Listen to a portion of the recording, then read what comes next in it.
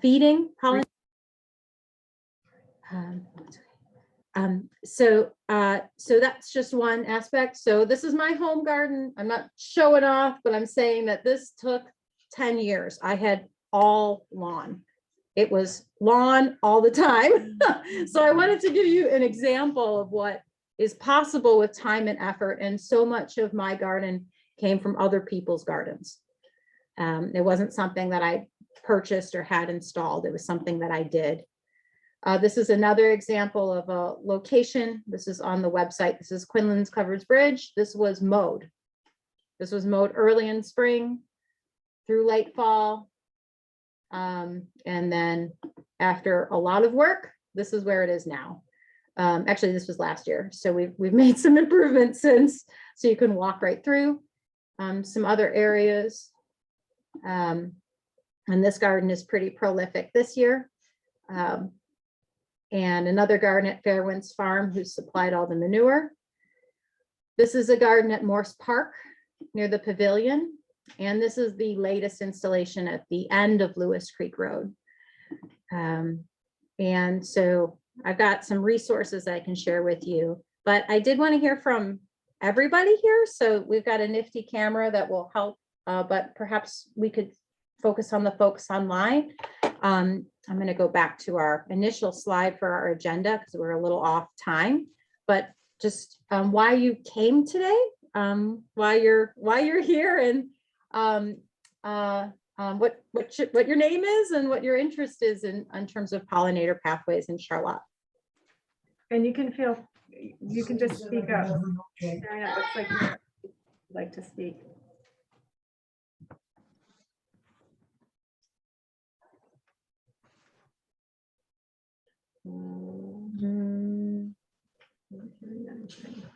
Okay.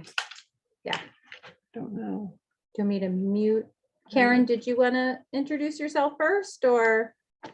I would be happy to. Can you hear me? I'm sorry, I can't. My Zoom looks really funny. So I'm hoping that I'm being heard, but my name is Karen Janinga. I'm with the Charlotte Seed Library and also the Sustainable Charlotte group. And I'm just really happy to see all the pollinator activity that's going on right now. And I'm just really interested in seeing the different gardens, what's going on, and getting an idea of the best pollinator plants to be planting in this area, because we've got some gardens going in right now around me. And so this is a good time for me to be gathering information. So thanks.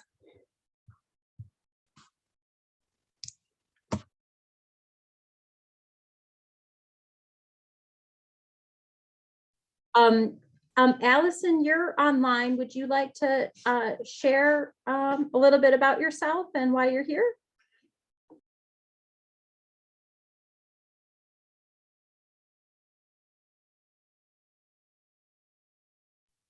Allison, we can't hear you. So if you can unmute, thank you. Got that. That was why I wasn't doing it. I'm a little groggy because I've got COVID, so I'm just recovering. I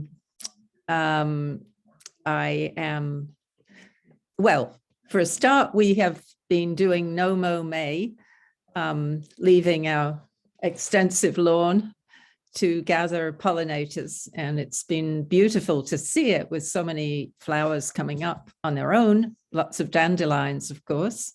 Haven't seen too many bees because our neighbor's beehive has lost all their bees over the winter. So that was a little disappointing, but I think it did good anyway to leave the lawns. And we do have, we do have other perennials, but I would be very interested in learning which are the best kind to put in, because I'm always adding some. So whatever information I get tonight will be very useful. Thank you. Thanks, Allison. So I think that covers our online crew. So if you stay tuned, then I think we can all hear each other Yeah. here, right? Okay. So, yeah, if anybody knew what I was share. Sure, I'll jump. Bruce Winterfeld, I live in East Charlotte. Walk by 2 of your pollinator gardens, the one at Loose Creek and Roscoe Road, and the one at Rotex and Roscoe Road, pretty much every day, unless I walk to the other bridge, the other way. And I love it. I had no clue what was happening, starting at Rotex Road. And then I learned, and I was really impressed. We have pretty extensive gardens and not a lot of lawn. And we have a lot of vegetables. And I think that they are pollinators too when they're blossoming. And some fruit trees. And I'm here because I want to support this project, and I want to help get the word out about why it's important. Yeah. Thanks, Rua. All right, well, yes. Lewis Cox from Charlotte. I saw bumblebees pollinating the blueberry plants today. And I Wonderful. want to be sure that they have other things to sustain them when the blueberries are not in bloom.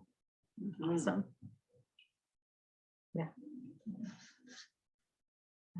Deidre, do you want to? Sure, I'm Deirdre Holmes. I've enjoyed being involved in gardens, public gardens in town, at school, as well as the garden that we put in here. I've been a fan of your work, Julie, and inspired by what you've done, putting in more pollinators at home as well. And really like the idea of mapping them to connect the spaces, sort of from a pollinator's eye view that feels like a really sensible way to get a townwide picture of what the garden opportunities look like. Absolutely, yeah. Thank you. So I think Allison, Karen, everybody, I think one of the things that we need to think about is we've already got such a great start, but how do we inspire other people? There's so much happening at the library. There's a lot of information online now with Zoom and Xerxes Society and the lectures that they put out. So it seems to me as more of a doer and not one who's more comfortable doing this thing right here, as much as I appreciate this opportunity, you know, what I think we have to sort of envision, what do we want to do? You know, how do we get other people involved? Because there's only so many hands. Yeah. Well, I think if people think about their yards as being an isolated island, Yeah. then I don't think they might say, oh, I could put a few plants in here, you know, and then we'll see a bee or we'll see something like that. Yeah. So I think helping people understand that little island is a piece of a big quilt, Yes. and that the quilts connect with one another, and that that might inspire people to feel like, oh, we're in this together. We're you know, Charlotte is this big pollinator community, and it doesn't. And the other piece is that people feel intimidated when they have to do something that, am I doing it exactly right? Am I not? And so how do we help people say, you know, if you've already have gardens, you're already helping pollinators. What we're suggesting is add to that so that we have a variety of blossoms Yeah. that start early and go through until fall. Yeah. And how do we do that? And it can be, you don't have to get rid of what you've got. If it blooms, it probably something is using it. So to take away the intimidation Yeah. and to say this is simple the bees have been here forever, all the different pollinators, learn, and then maybe learn about the different pollinators. Absolutely. And Yeah. that they all have a piece of the whole. Mhm. So, So I wonder if, in terms of putting out resources, there's a lot of information out there, but to really understand some of that, the master gardener. So I'm a master gardener. There's a whole list. So there's a lot of great presentations on that. And maybe that's something, Allison, you tuned in tonight for some resources. I'm sort of thinking, how do we provide that, make that more accessible? I'll put up one of the slides here. I'll sort of switch over if I can. So I have a list of pollinators, which of course, is kind of sad to hear that mosquitoes are one of them. So, but this is just one list, right, of the many, and knowing that flies are the number two pollinator. As I watch my husband swat all of them and feed them to our Venus flytraps. So just thinking about this list, and there's so much more than just this. So and knowing that the decline that's happening, how do we promote this? And I think that's where those books come in handy. But knowing, for instance, like actions like going to a plant sale, like the Charlotte plant sale at the senior center, and labeling plants, would that be helpful? Nurseries oftentimes have a tag that say native plants. So red wagon, horsewort benefits, native benefits, but who does it benefit? So for instance, at the Moncton plant sale this year, my effort is to go there, bring some resources, and just be a visible body. And have resources, be able to have people ask questions, but have that advice be wrapped around the concept that pollinators are important, not just that we're here to talk about fun plants for your yard, to enhance your yard. So obviously we're all here under that same concept, that we feel that there's a crisis happening and we feel that there's something we can all do about it.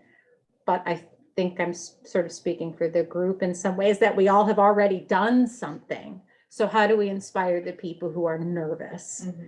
invite people to our homes. Absolutely. Why not, Yeah. why not have a list of people who are willing to have garden visitors, Yeah. and make sure the people who are on the list realize they don't have to have a perfect garden. Mm-hmm. It's just an opportunity to have a conversation. Yeah. And so if we have a list with an email or whatever, Yeah. then people say, yeah, can I come over and see your garden? I love that.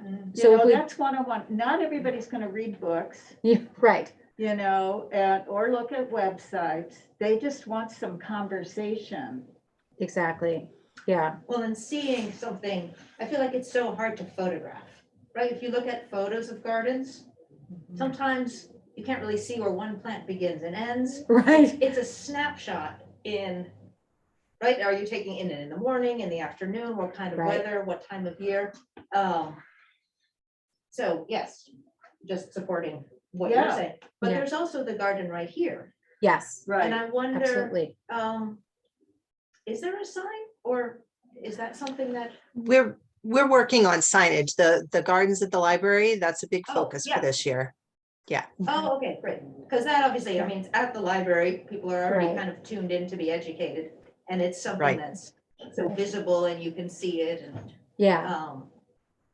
I was thinking, one of the things that I was thinking for the gardens along Lewis Creek Road was to put in, and this was, I was gonna use child labor, so don't judge me, but my students in grade 1, 2, and I was hoping to have them decipher which butterflies are, which plants are host plants for butterflies, which isn't a common lesson in first and second grade, although we talk about pollinators. So it's a science lesson that I'm required to teach. And yet there's no connection between what a native plant is, and that it's, that a pollinator, some butterflies and moths are just extensions of that plant. And that's a Doug Tallamy thought, right? So, and the same thing with the work of Heather Holm, and I'll show that book to Allison, because I think maybe we've all seen it. But I have a whole bunch of books on me, as always. The Pollinators of Native Plants. This is an excellent book, and I have a bunch of tags in it because these are the plants that I've put in my yard and the various gardens. And so, for instance, when I saw the decline of the clouded sulfur along Lewis Creek, there used to be hundreds. You used to run them over with your car as you were trying to leave. Now there's 5. I counted 5 last year. So the plants that host that are wild senna, which used to be spread across the Northeast, and lupin. So, just knowing that information, right now, I'm empowered to do something about it. So this is one of the slides. I just wanted to make sure. This is Jane Sorensen's Northeast pollinator plants list. This might help, Karen. I'm just thinking, it tells you who it hosts, right? Mhm. So wild strawberry, if you are participating in No Mow May, your wild strawberry is a host plant, Oh, yeah. right? Yeah. And now if you planted penstemon, which I have plenty of that in my yard, it keeps receding, right? That's not a host plant, but it is a great nectar plant, and it blooms twice with long lasting blooms throughout the year and recedes readily.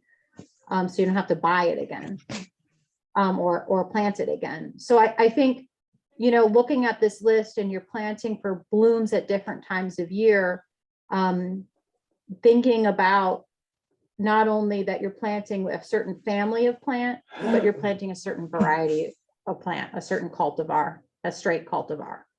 Mhm. And I think that makes a difference. And I believe Horsford has offered a number, I think I looked at their website like 500 times since they posted it, but now they've got a huge offering of native plants, more than last year. So it's a great way to support a local nursery end. So I have some beard tongue, and the little, I got it a few years ago, and the little sign on the back of the thing Yeah. said, good for pollinators, right? Right. So I got it because it has beautiful foliage and lovely little flowers, Right. but voila, it's good. Yeah. Is this available online somewhere? This is, yeah, I can put a whole bunch of links out after this too, that this is on the Master Gardener website. And she's doing a plant sale in Jericho this year. So, and she's pretty careful about soil. So if you're thinking about the jumping worms, you can order from her and be pretty assured that there's no jumping worm issues with her plants. Jumping worms Yeah. in the compost? Yes, compost and in our mulch, in our soil. It's all over Champlain Valley. Really? I don't think I've seen that. Yeah, they're You will. It's new. it's relatively new. It's Couple a- years. Yeah, they're icky, to say the least. They're pretty long. I'd say they're sort of colorless in comparison to your normal earthworm, Huh. but they're jumping How do you worms. get rid of them? You don't. Oh. I haven't heard of any. And I they haven't. jump. They really jump. Yeah, and they destroy what they're concerned about is destroying soil and destroying the forest floor Oh. because they're spreading. Where did they come from? I don't know. Do you know, Karen? They're from Asia. I guess there are three different varieties or multiple varieties that are just linked together as the jumping worms. And they don't, I mean, they're very swirly when you pick them up. And right now they're still very small if they're even hatched out. But when you pick them up, instead of our normal earthworms that just sort of wriggle, these guys flail. And yeah. But that's the kind of thing I just want to pick up on what Rua was saying about the connection between people. What I'm so interested in right now, the pollinator, well, the plight of the pollinators is such a good focus for people. And right now is a good time for us to be getting together, sharing information with each other and with everybody else. And I think that as Rua was saying, being able to visit people's gardens and see in person, and not only does that foster that education, but also that connection that is so valuable. So I'm excited about that aspect of this group. I'm wondering if we got, the Pollinator Pathway has signs. And they're about $6 for $6 or $10 for a small sign, and then the larger signs like 15. I had considered buying some of them for the public gardens, and I was thinking if we labeled the public gardens in town. I think, I try to think in comparison. Have I spent $20 on a bottle of wine lately? Yes, I have. I can spend $20 on a sign. That's, it's a small price for the visibility of it.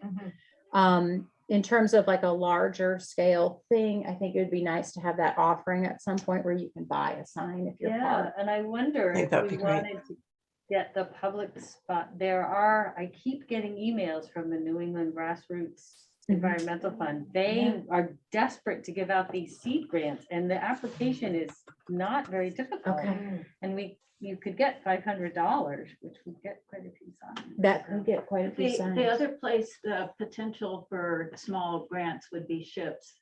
Yep. Okay. Mhm. So Yeah. if we could get a bunch of those signs and then sell them, still have people buy them, but for a fraction, for a portion of it, then that grant would go farther potentially to get more signs out there. And all the cool kids are going to want one, Yeah. right? I think I it would be do. great me too. Like for the houses that we know are closer to the road. So I'm off of Moncton Road in East Charlotte. I could put that closer to the road as an indicator, just like you would put your no mow May sign out or whatever your political sign, if you do that sort of thing, that you have that out as a way to say this yard is a habitat. Right. And there's other organizations. I think the Pollinator Pathway is appealing because it's relatively inexpensive, and we have a website that we're started to populate with our gardens. So Are they the kind of signs that will last year to year? yeah, they're like metal. Oh, nice. Yeah, and I Okay. can bring an example if Yeah. we want, when we meet again, Oh, we'll that's just say good. when we meet again. When I go to the Moncton plant sale, they're gonna have a bunch of signs there. Nice. So I'm gonna just check it out, and then I can order some, and we can sort of start there and then maybe go for the grant.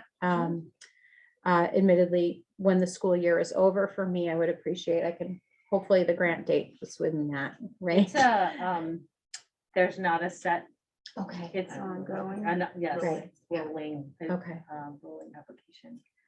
And they seem to really want to give people money, because I get an email about every week. Excellent. So So if they don't give us money, I've done a really bad job. So I'm hearing like that visibility piece is going to be important. The signs for our plants that host and public places is going to be an important aspect of this. And then perhaps posting maybe through Front Porch Forum or other places, resources like this that help under a Pollinator Pathway sort of banner. Yeah.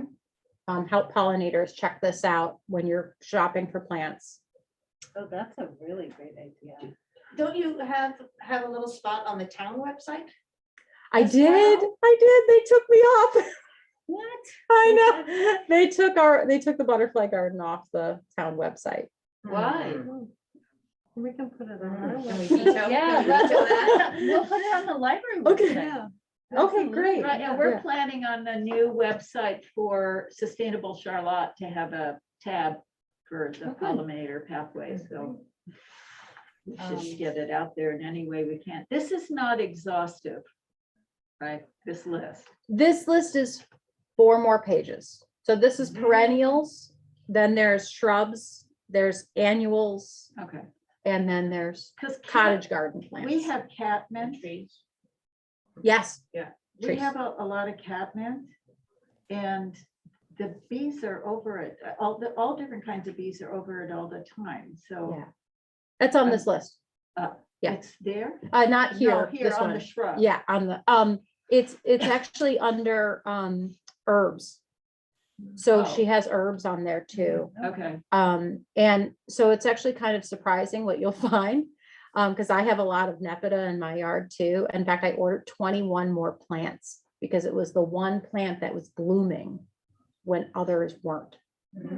So I'm trying to see the ones that have the most value, like lemon queen, perennial sunflower, host plant, and the bees are all over it, just like slender mountain mint, which is up here. Another one. If I'm observing it, then I'm buying more of that and putting it in public gardens. That's a really simple, good way to think about it, because I Yeah. haven't thought about it that way. I'm wondering if iNaturalist, if we could do like a Charlotte iNaturalist challenge too, That's a good idea. like show us your bees. or butterflies and moths, like the butterfly and moth challenge. They do citywide challenges. So what do you do? So you download iNaturalist. I have and- that. Yeah, and then you snap photos of all the butterflies and bees in your yard. And you can do plants as long as you want to stay away from like cultivated plants, right? So I'm not going to plant hibiscus and then snap a shot of it and say, I found this in the wild. But if you're walking down like a one of the roads and you see marsh marigold, which is a host plant, you snap a shot of that, and then we keep looking for it every year. Is it still there? What do we see on it? What's feeding from it? Okay. In sort of a, not to be pessimistic, because I am here to promote pollinators, but it is to say, I think that iNaturalist helps us document what's going to survive as the climate changes. So in 2019, if we saw 200, if we counted 200 clouded sulfurs, the yellow butterfly, the sweet little yellow butterfly in Charlotte, and then we only counted 2 in 2022, what does that tell us? Mhm. And I think that's the information that we're sort of glossing over, Mhm. is that it's a silent decline. They have no voice to tell us. Mhm. Same thing with mourning cloaks, that we're seeing a decline. They're not going to tell us that they're gone when So they're this is gone. kind of like citizen science, right? It absolutely So, is. Yeah. that can be done with families. And it can be done in a really safe way with families, because there's an app called Seek for children. So classrooms can use it in a safe way and not feel like they're interacting with Yeah. scientists who may not know how to interact with children. So, yeah. I guess I should show just, I have some information. So Allison, thank you again for joining us. I just want to mention that, we do have a lot of negative information out there about climate change that feels really overwhelming. The monarch populations were up again this year, which is good news, but it's still down from the 2 million number that we once had. So we're looking at individuals. I did have a neighbor on Lewis Creek Road say to me, I saw a monarch for the first time in 10 years. And that's the little bit of hope, you know, that I need to plant more milkweed. And we know that backyard habitats work. So the work of Doug Tallamy tells us this. And planting oaks works. Yeah. That's 400 species in Charlotte. So I think of Guinea Road. So hold on to something. I heard somebody moved on to Guinea Road who really likes animals and plants. And I'm hoping that something like that, so a person who cares a whole lot about where they live, even if they just moved here and sees the beauty, would be willing to plant native trees over willows, for instance, from Asia. A weeping willow, Hmm, for instance. gosh, they're so pretty though. They are. They are. But you know, the pussy willows are native, right? So what's, you know, we have to kind of decide. Maybe we do both. So I think, you know, oaks help. In some places, oaks support over 500 species, but a third of oaks are endangered. Just like a quarter of bumblebees worldwide are endangered. So there's about 250 bumblebees, 250 kinds of bumblebees worldwide. We have 14 in Vermont. I think 4 are now absent. So we're looking at some pretty severe declines. The thing that we can do is mulch less, mulch later, and mulch with compost instead of wood chips. Because what happens is we cover up those holes that the bees are emerging from. This is just information that I've basically stopped mulching. I greenscape everything now. So I put, for instance, it's a method I saw at the Chicago Botanic Garden a few, like years and years ago, where you have a layer of green and then you have your plants that rise above. So what's the layer of green? Dead nettle is a great one for that, lamium. I put in vinca. Yeah, so spots. Vinca's Vinca good. lamb's ear, although not a native, it's a great nectar plant. So ceasing to add as much mulch and letting it break down with what you have, I think is really important. So these Homegrown National Park has helped me make some decisions about which plants I put in. So I just wanted to put that out there, that they have a plant finder and they have an insect finder. So if you're looking, it's not great. It's not like amazing, but it's pretty amazing considering what we've had previously. So I would say, you know, if you're saying, what species can I support by planting this lupin? Well, it turns out in Charlotte, you're supporting 42 species. If you're deciding you're going to plant New Jersey tea, now you're planting, I think it's something like 100. So that one plant we can think about as habitat. So if you plant 4 plants when you just had peonies, for instance, in your yard, now you've made a habitat, even if it's 3 by 3. And I think that would be a great goal for Charlotte because it's accessible. It's, you know, 3 plants every year for native species.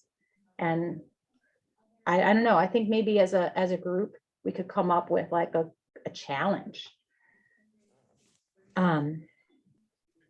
that could actualize itself through plant sales or seed grants or something. Yeah. I'm wondering about the Winooski. Are they doing their plants?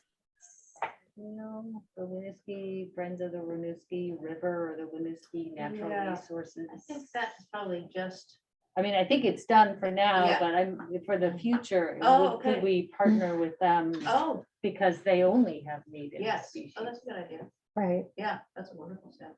yeah, absolutely. And the Heinsberg plant sale was, I mean, has grown tremendously and has been quite successful. Nice. I got a number of plants and they cleaned the roots this year and put it and repotted all their plants so they wouldn't spread. any jumping worms or anything, like bishop's weed, which often attaches itself to roots. So it's kind of a matter of being clean about how you share your plants too, and trusted people providing them. So I don't know. I know we don't have notes, but I'll try to take some notes. Well, I think having links Yeah. would be really important, and Okay. then putting out, on Front Porch Forum, Yeah. here are some links, or here's a place to find the links. I think your description of one particular plant, how many different species of pollinators it's going to support, Yeah. is a really big one. Yeah. Well, this is it's very specific to one bee, but this plant supports 50 or 8 or whatever. Yes. That's a really perfect image for people to grab onto. Absolutely. Yeah. It's just, there's a lot of science, and again, if you want people to do it, we've got to encourage them that this can be simple and easy and fun and beautiful. Yes. I think Allison has her hand up. Yeah. Thank you. I have to leave in a minute because I have another Zoom. But I just wanted to say something I had been worried about for a while was the pesticides that are in some of the big box stores, plants. And I think also we need to encourage people to buy locally, like you said, from Horsfords and places where we know that the soil doesn't have those neonicotinoids. I'm not sure if I'm pronouncing it right. It's not an easy name to tell people about. Yeah. I wish they'd come up with a short version of it, because when I try and introduce it in conversation, I always stumble over it. But I think it's really important. I mean, that just kills off the bees that come to those plants. Isn't that correct? Yeah, what I had heard about this, and I'm sure you all have heard perhaps, is that the plant itself is planted in poison. The plant now grows with that poison within its pollen, and its leaves are also toxic. So the insect consumes that, becomes toxic. Yeah. And those chemicals seep into the ground and contaminate the plants that surround it. So I've seen petitions out to stop big box stores from using that. I signed one. Right. But the huge chemical companies that have their fingers in all of this is really the hard part. So how do you not buy, and I'm going to just say this out loud, how do you not buy Scott soil? Because Scott soil, who sell not only like Miracle-Gro, your synthetic fertilizer, but they also sell Roundup. That is a huge product line for them. I don't know how to avoid it except to buy local compost. And that's a hard sell for some folks. And I'd love to figure out a way to make it cheaper to buy locally. Yeah.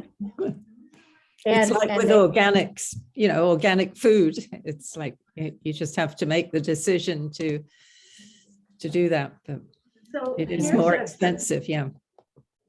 I was thinking about a grant that would like buy, the grant receivers would buy from Steve Wisbaum Yeah. a bunch of compost lots that would just be available for free for people to get it. And so because that's the barrier. It is. We try to make our own, well, we do make some of our own. We also buy from Steve, but it's not cheap, No. So. Yeah. Allison, thank you for bringing that up, because I think that's. a Thank really you. I'm important- sorry I have to leave now. Oh, no. Hi, Allison. Stay well. Thank you. Yeah. Get well. Yes. So one of the things that we gave up were sun gold tomatoes, because they are the sweetest little cherry tomatoes that you could ever buy. Monsanto owns the seed. Once we found that out, we did some research, buying from Fedco. We buy honey drops, and they are not sun golds. You can't compare them like eat this and then eat that, but they are very sweet. Right. Right. Yeah. That's excellent. So those are the hard things, you know. It's hard to give up. I've been trying to convince people, get honey drop. And they're like, oh yeah, but it's not a sun gold. Yeah, but it's Monsanto, Right. you know? You need to have a little saying, sort of like Weight Watchers has, nothing tastes as good as thin fields, nothing, something to be like a better choice. That sounds great. Yeah. Well, maybe, I can put some links out on Front Porch Forum from here.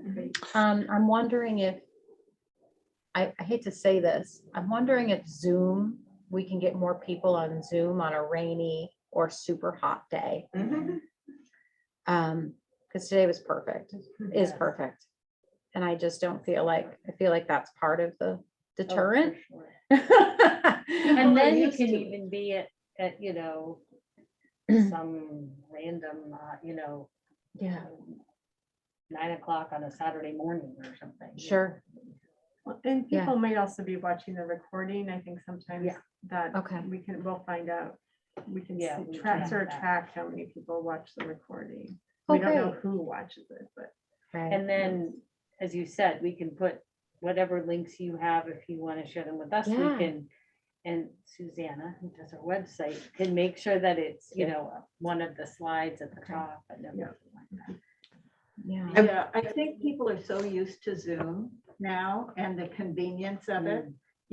This might have been when we would be eating dinner, so we grabbed some dinner before coming, because we're probably not going to get home till close to 8, and that felt late or whatever. But if you're on Zoom, Yeah.